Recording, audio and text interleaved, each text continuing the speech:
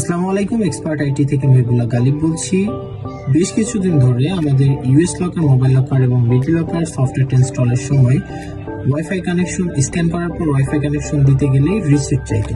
তো এই সমস্যার জন্য অলরেডি আমাদের মোবাইল লকার প্রোতে সমাধান হয়ে গেছে এবং আমরা ইউএস লকারটাতেও সমাধান নিয়ে চলে আসছি। এর জন্য আমরা অ্যাপের মধ্যে থাকা স্ক্যানারটা ব্যবহার না করে আপনাদের সবাইকে আমরা একটা স্ক্যানার দিয়ে দেবো। সেটা দিয়ে আপনারা স্ক্যান করলেই, যখন স্ক্যান করার পর ওয়াইফাই কানেকশন দেবেন তখন আর রিসেট চাইবে না। তো আমরা এখান থেকে আমরা এই স্ক্যানারটাকে স্ক্যান করে নিলাম।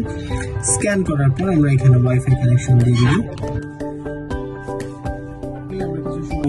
কিন্তু এখানে দেখেন কিন্তু আর এখান থেকে রিসেট চাইবে না, সরাসরি ফোনটা ম্যানুয়ালি সেট আপ হয়ে যাবে।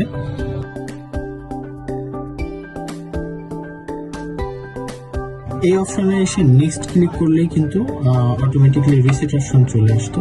এখন দেখেন আমরা যেহেতু আমাদের হোয়াটসঅ্যাপের মধ্যে থাকা যে স্ক্যানারটা আমরা ইউজ করছি সেটা স্ক্যান করার কারণে কিন্তু এখানে রিসেট চাইবে না, ফোনটা সরাসরি চালু হয়ে যাবে।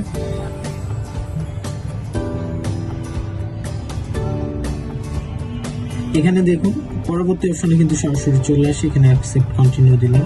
এখানে কিন্তু রিসেট চাইনি।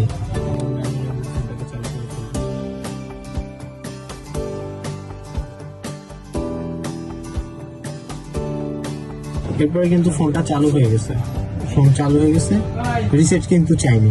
তো এখানে আমরা দেখবো একটা সেট আপ নামের এমন একটা অ্যাপ্লিকেশন চলে আসবে, সেই অ্যাপটা আমরা ওপেন করে নেব।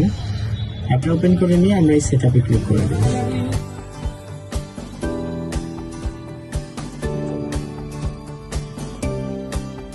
এখানে কিন্তু এই সেট আপ সবগুলো অপশনই কমপ্লিট হয়ে গেছে। এরপর আমরা এখান থেকে বের হয়ে যাবো। বের হলে কিন্তু আমাদের এখানে ইউএস লকার অপশনটা চলে আসে। আমরা ইউএস লকার অপশনটা ওপেন করে নিব।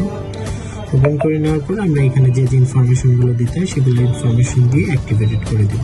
এরপরে নর্মালি ফোনটা অ্যাক্টিভ হয়ে যাবে।